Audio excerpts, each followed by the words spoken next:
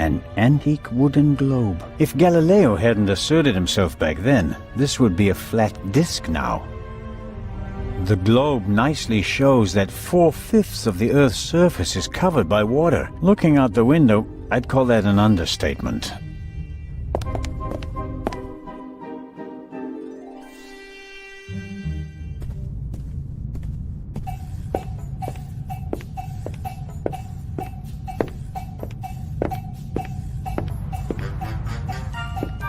I shouldn't bother her until I have some news. Her mind is still razor sharp, and I'll need it to crack this case. I don't want to blunt it by using it too often.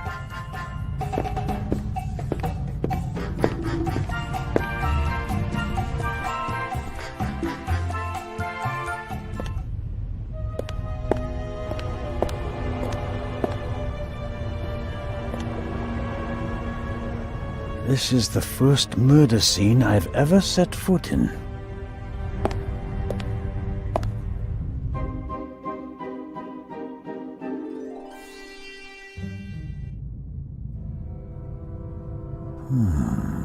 There should be a ventilation shaft behind the hatch. Usually a good way to break in and out undetected. But we're on a ship. The ventilation shafts are very small here. I can't say why, and it seems impossible, but something tells me that the murderer entered and left the cabin through the door. The only question is how. The most unportable portmanteau I've ever seen.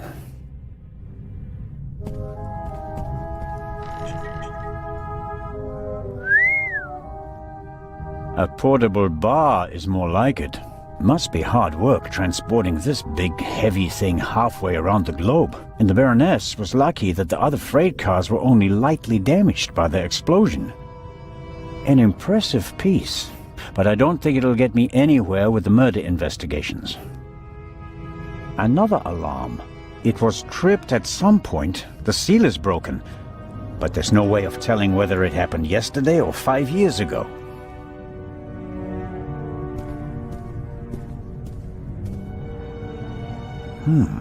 The notepad has the ship's emblem on it. I suppose all the first-class cabins have them.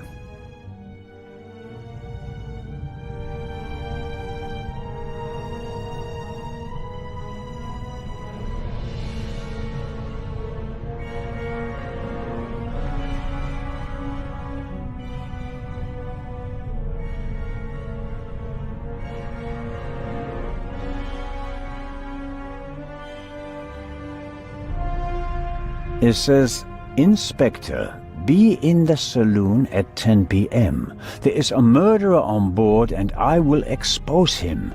B. The Baroness seems to have known murderer, and that means that the Raven can't be the murderer. He never killed anybody. Legrand probably never got the message, otherwise he'd have said something.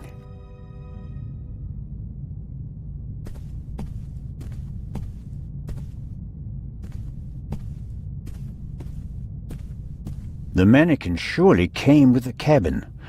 A mannequin for the Baroness's clothes would have a more generous figure.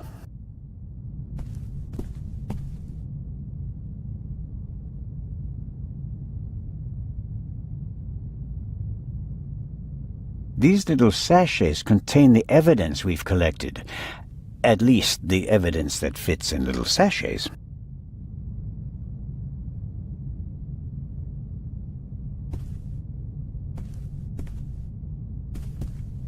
A big, ugly, and impractical vase. If it had a wider opening, one could at least use it as an umbrella stand.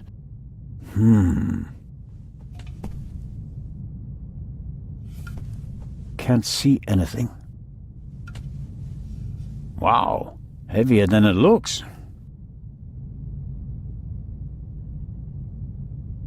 Aha!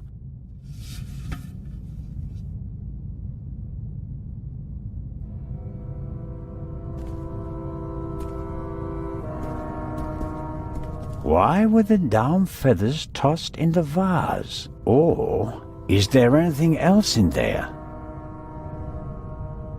There may be something else in the vase, but the neck... could work. There's something in there. Ah.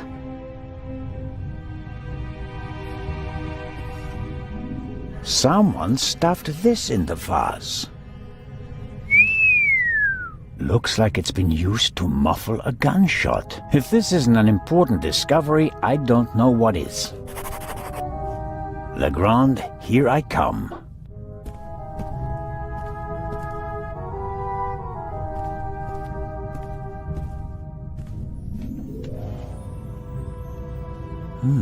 A tape recorder. Must go with the built-in speakers. Probably part of the cabin's furnishings. The tape recorder is older than the hills, but it was once very expensive. Top of the range. And it doesn't come cheap. Strange. There's only one reel. And it's the wrong one.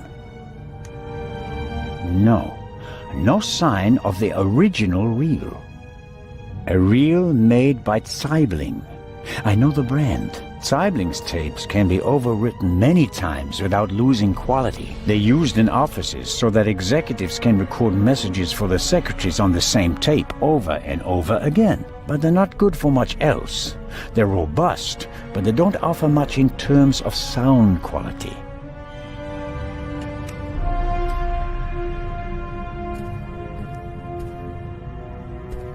There's still blood on the mattress. The sheet and the blanket have already been removed. To analyze them, I suppose.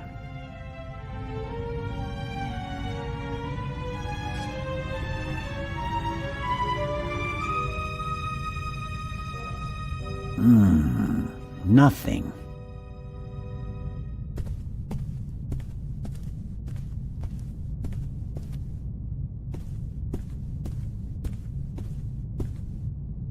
The blood spot is the only sign that someone committed a crime in here. Somehow... That's odd. The blood is so... red. Shouldn't it gradually darken in the air? Turn brown?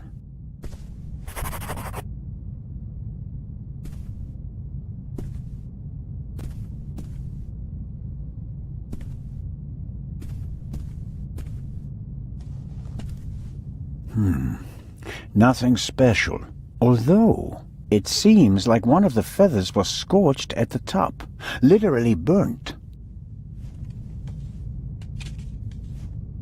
I'd better take it with me. Something's under there. More feathers. And they're singed as well. I'll put them with the others.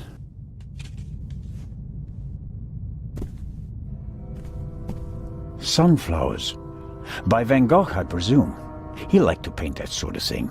Can't be an original. They cost thousands of francs.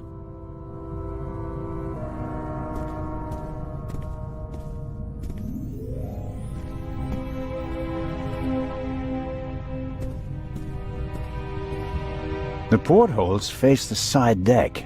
If someone climbed out of the cabin through a porthole, Legrand and I would have seen them. The portholes are locked. One cannot open or close them from outside. It's the same problem as with the door. If someone left the cabin through the porthole, how did they lock it? And the Baroness wasn't shot from outside. The doctor said she was shot at close range. Apparently, the Baroness didn't have time to unpack her bags. Or rather, didn't have time to tell her butler to unpack them for her. Sifting through all that would take ages. But here, the Baroness's handbag. Aha!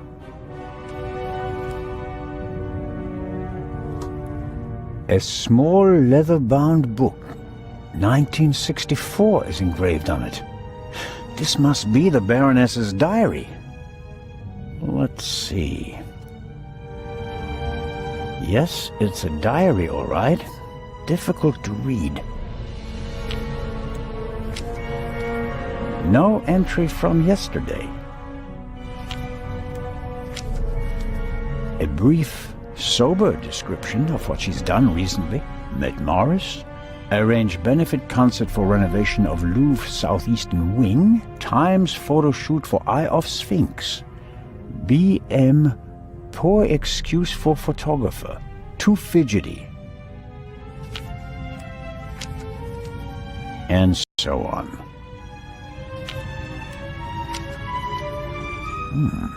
This entry looks strange. The handwriting is shaky, difficult to read. Dreamt of Bubby.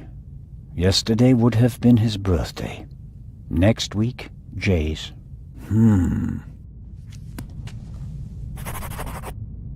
The Baroness was a very busy woman, and it looks like she had to cope with loss.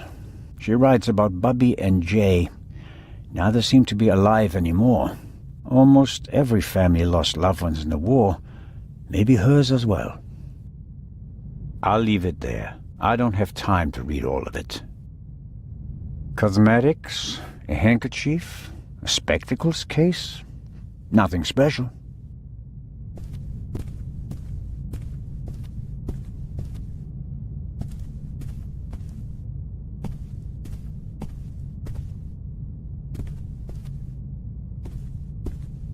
The door frame was damaged when Dr. Gebhardt kicked it in. The real question is, why was the door locked in the first place? Assuming the murderer isn't a magician, and the Baroness locked the door herself before she went to bed, the murderer couldn't have left the cabin through the door. So, the murderer must have still been in here when Dr. Gebhardt kicked the door in. Which is unlikely because someone would have seen him, or he found another way out of the cabin.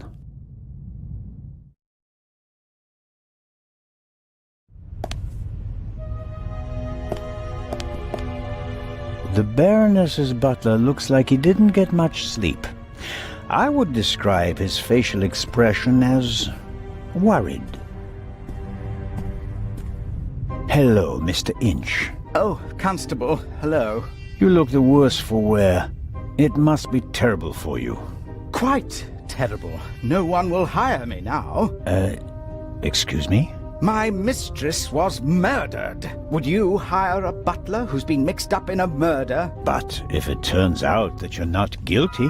If, but what if not? Who else would they blame? There are no gardeners on this ship. I understand your problem. Under these circumstances, I'm sure you'd answer some questions that could help clear your name, wouldn't you? Of course. Did you notice anything suspicious last night? No, sir. After the Baroness went to the saloon, I went to the forecastle. I was there until the alarm went off. I went to the side deck and arrived shortly after Professor Lucien and Miss Miller. We found you and Inspector Legrand there. You were unconscious, and the inspector asked us to take care of you. Did you hear the gunshot? No, just the alarm, sir.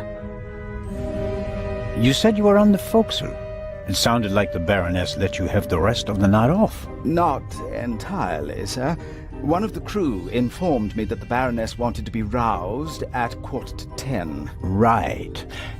Why was that? I suppose that she wanted to toast the success of the journey with the captain and the other passengers. She hadn't intended to take a nap, then? That was not her way, sir. She had a lot of spirit, shall we say, when it came to social engagements and a glass or two of champagne.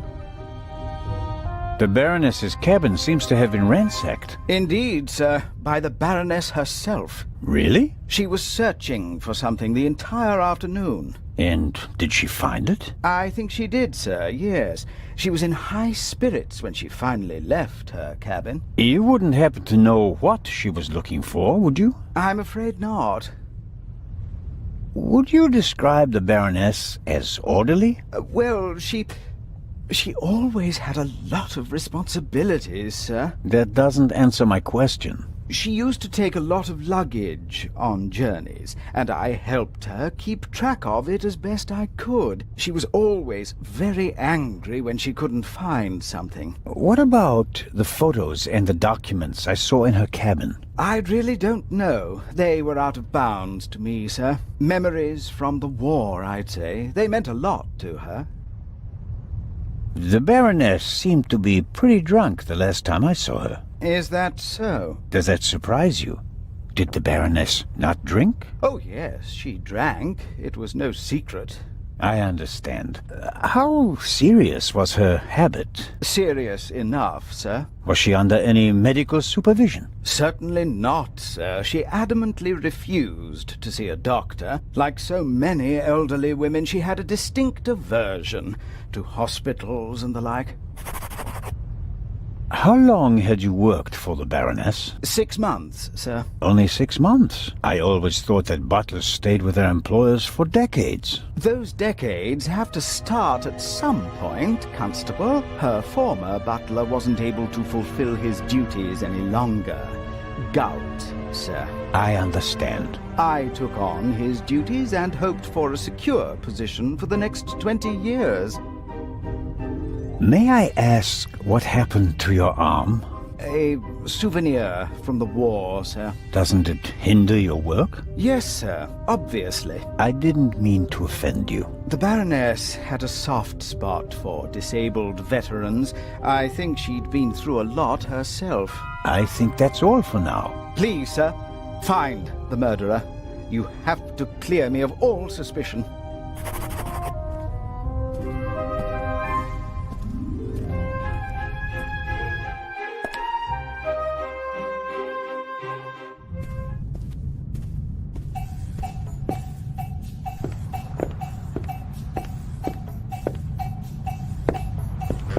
I believe I've got everything I can out of him. There's nothing more he can tell me at the moment. I shouldn't bother her until I have some news. Her mind is still razor sharp.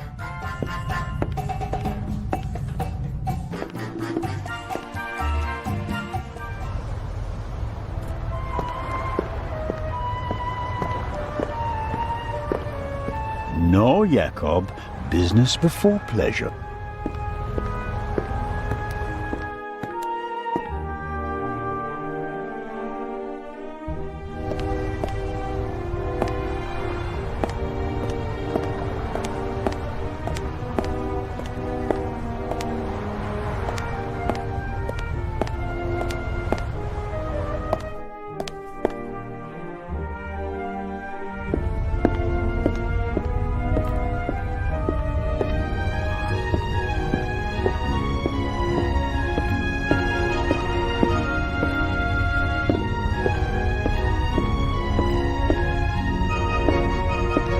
He won't let me talk to. He respect if I want.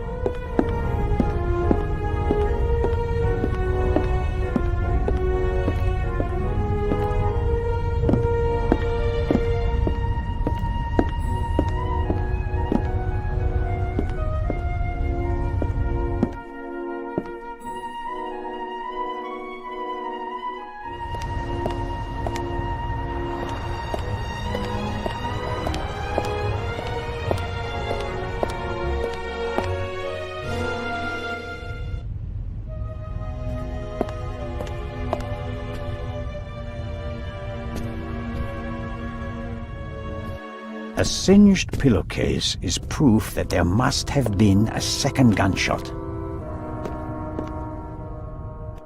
Inspector?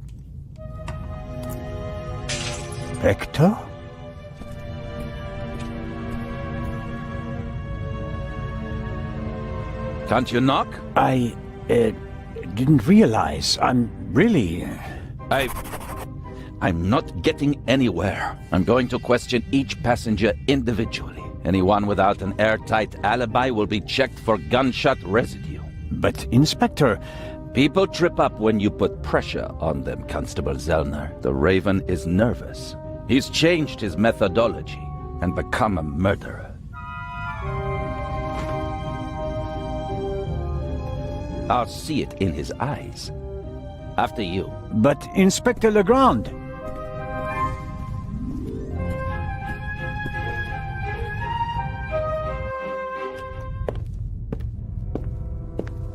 We have no proof that the Raven and the murderer are the same person. You may not know it, but I do. I will catch him, with or without your help.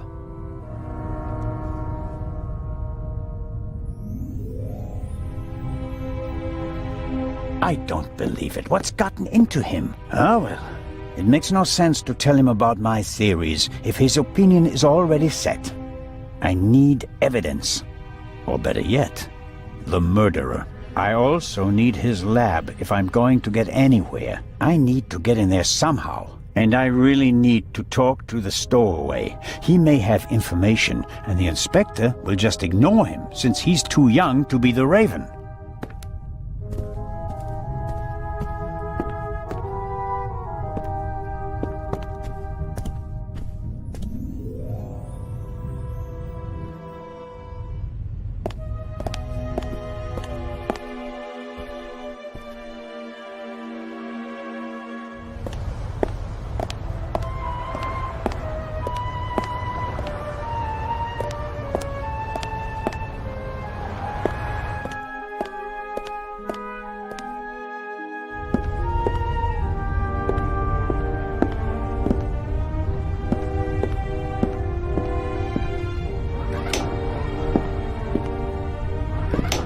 Matt is... but I think he'd be running around all over the place if he'd really come to terms with what happened on the train. Hello there, partner. Hi. Are you all right? Uh-huh. Have you recovered from our adventure? Mr. Zellner, Hmm? what's going on? What do you mean? Everybody's acting so strange, and there's tape across that door. I saw that in a movie once. You don't have to be worried. Is it about the man from the train? It might be about the thief, yes. Haven't you caught him yet? I'm working on it. Okay. I heard you and your mom used to argue a lot. We did. Everything was bad. The house, school, the other kids. We didn't have much money, and I was always alone. You do know that your mother would love to have been with you, don't you? She had to go out to work to earn money. She wouldn't have had to, if Dad were still around. And how do you get along with her now? I'm always happy when we do something together on vacation. She has more time for me now, and I like my boarding school. I have lots of friends, and the teachers aren't so bad. Your mother and Professor Lucien seem to be on very good terms with each other. Don't you like him? Don't know. He seems to be very nice. I guess. Lady Westmacott is all by herself in the saloon. Maybe you'd like to visit her later. Sure, the lady tells exciting stories. I know. She's my favorite writer. She told me that it's not much fun to write detective novels. She'd rather write something else, but her fans always want the same thing. They made her rich and famous. I told her to write what she wants to write. If it's good, someone will buy it. And if not, at least she had fun writing it. Then she smiled and nodded. She said it was a good idea. What are you playing there? I'm playing shuffleboard. At least I'm trying to. Never played it before. It's easy. Professor Lucien explained it to me. And who won? We didn't play. You didn't want to play with him, did you? Do you want to play a game with me? Sure. Then let's get started. Oh yeah. What are we playing for? I thought we'd just play for fun. That's boring. We have to bet something. Otherwise it isn't fun. You English people. So I'll bet my brand new slingshot. And you? I don't want to gamble. How about ice cream in Cairo? Okay. If I win, I get the slingshot. If I lose, I get an ice cream in Cairo. Hey! Never try to cheat Matt Miller. So, what do you say? Ice cream versus slingshot? All right. Let the games begin.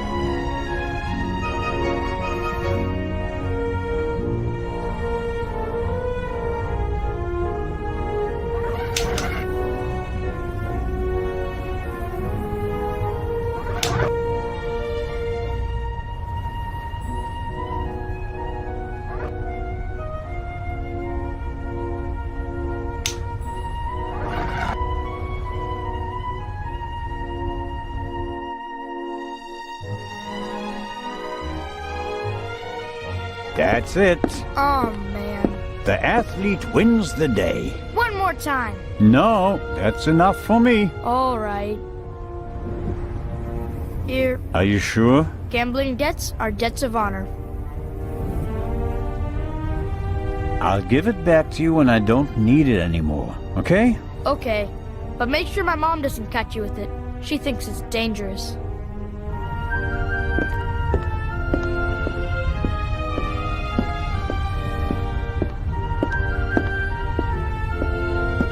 Salty sea air in my old lungs, wind in my thinning hair. If I hadn't become a policeman, I could have been a sailor.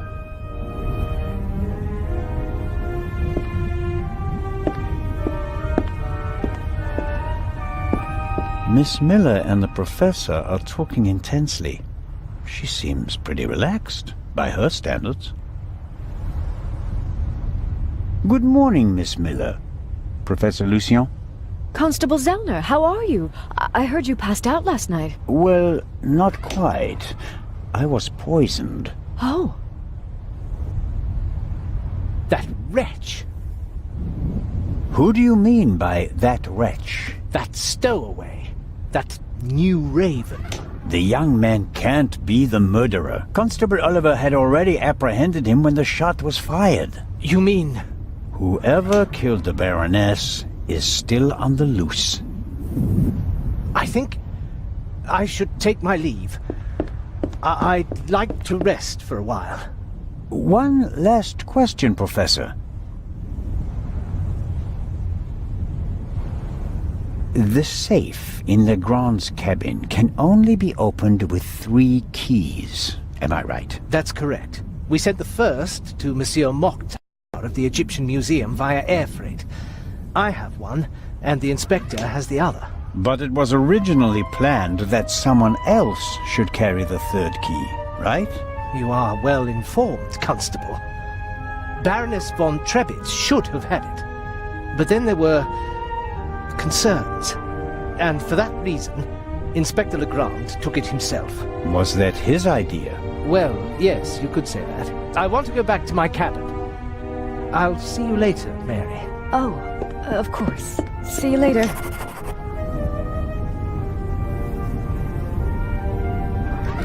I didn't want to interrupt your conversation with Professor Lucien so abruptly. I don't know what's wrong with him. Learning that there's still a burglar on board seemed to frighten him. He was so relaxed the whole time, and then... And then the stupid Swiss constable came by and made him anxious. Oh, I didn't mean that. No matter. I'm sure he'll calm down and come back soon enough. May I ask you a few questions? Of course. How is Matt? He seems happy enough. After all the commotion, he's already back to his old self again. But I haven't told him about the murder. That would be a bit too much for him. I think he's made of sterner stuff. I want to thank you again for what you did on the train. I wouldn't have known... Everything's fine. Think nothing of it. How was last night for you? It was awful. I was having a conversation with Edgar, Professor Lucien, here on the forecastle. Then I wanted to look for the lady and went forward via the side deck. When I passed the Baroness's cabin, I heard a muffled scream. You heard a scream? Yes. I thought the Baroness probably had a fall. I went to the door and listened for a moment. Since I couldn't hear anything, I knocked on the door and asked whether she was all right. There was no answer. Interesting. And then? I didn't know what to do, so I tried to open the door. It was locked. I saw the Baroness's butler, Mr. Inch, on the forecastle. I thought he might have the key and went back. On the way, the bobby crossed my path, and then Edgar, who wanted to check the safe. I explained the situation to him, and then the alarm went off. How did the scream sound? It was a short outcry, very frightened, as if someone had been startled. Was it a woman's voice? Yes, the voice was high. So it could have been a scream from the Baroness. Possibly because she discovered someone in her cabin. Possibly. That person might have threatened her with a weapon, so that she wouldn't scream for help. Oh, God. He waited until the coast was clear. Oh, please, stop it, Mr. Zellner. The Baroness's butler said that he was on the forecastle as well? Yes, he was standing on the other side of the deck smoking a cigarette. Was he on the forecastle the whole time? I'm not sure. He was there, and later he was on the side deck with us. Oh, yes, he looked after you while you were unconscious. He unbuttoned your collar and held your head while the doctor checked you. But you can't say for certain whether he came from the forecastle with you and Professor Lucien, or afterwards. Well, no. But where else could he have come from?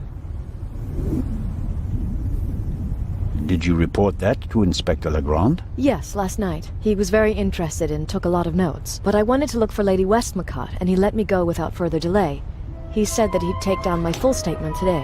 I understand. Do you think the man from the train also killed the Baroness, Constable Zellner? I don't know yet. It's horrible. Explosions, thieves, murderers. This isn't the right place for a lady and a little boy.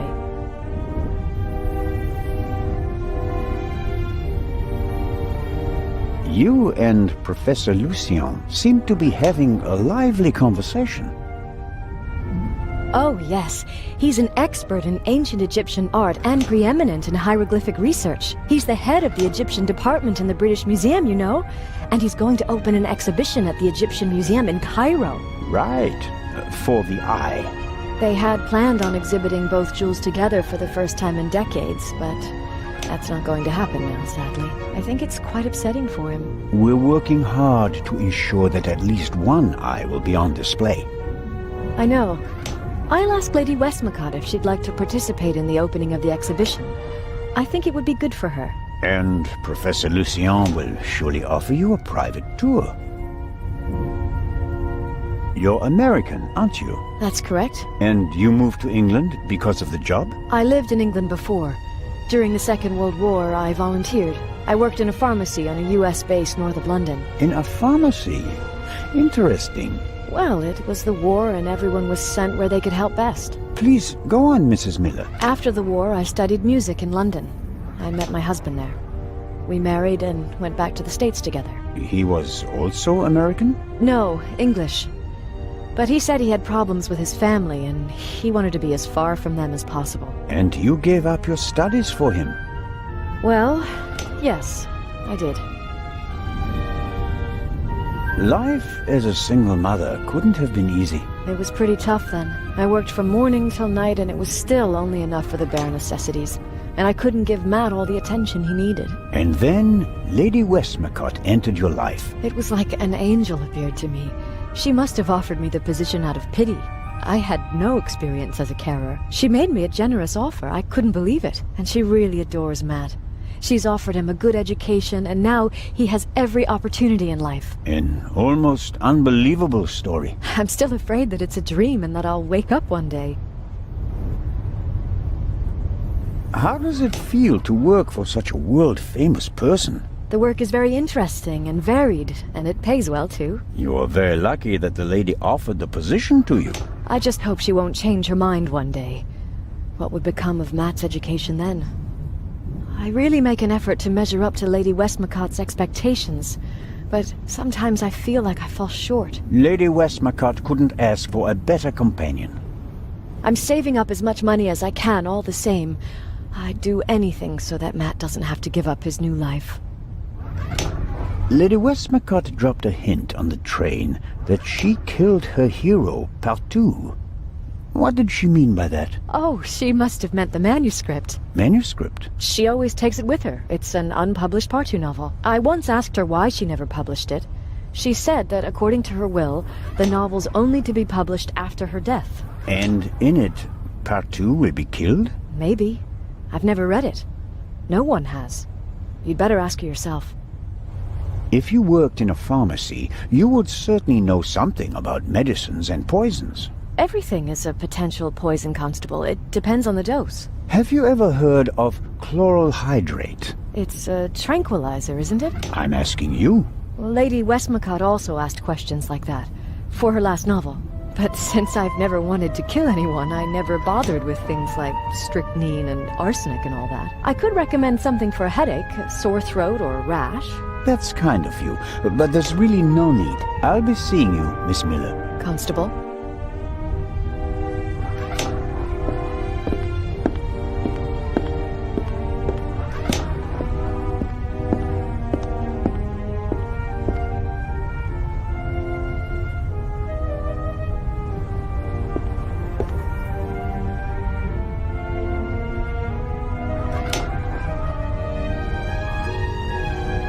The little stones make perfect ammunition for the slingshot.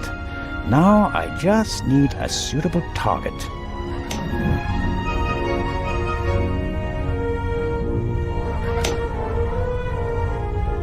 The message from the desk of the Baroness says inspect.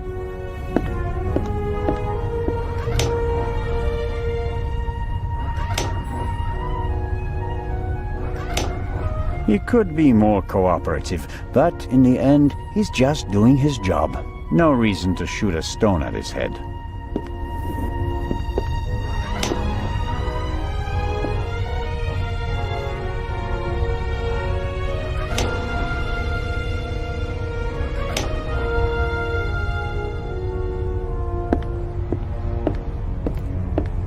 All right.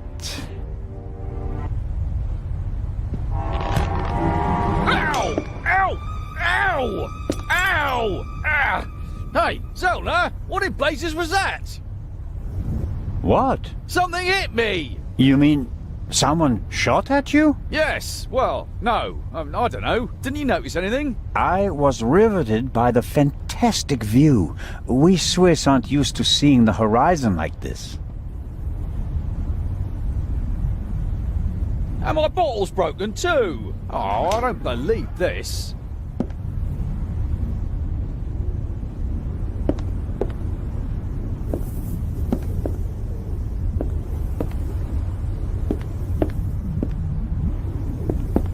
The bottle is nothing more than broken glass in a puddle. If Constable Oliver gets thirsty now, he'll be in a bind. I should help out.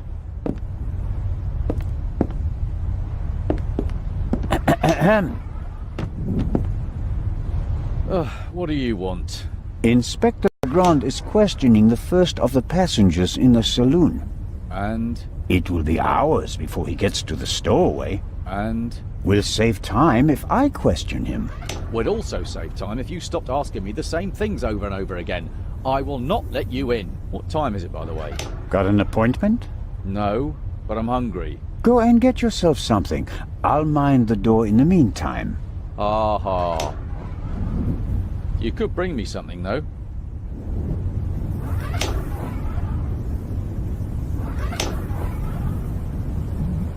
Go and get your food yourself. Oh yeah, like unmasking a murderer? I'm sure you're up to it.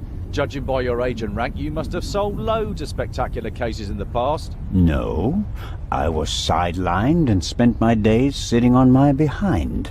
Does that sound familiar to you?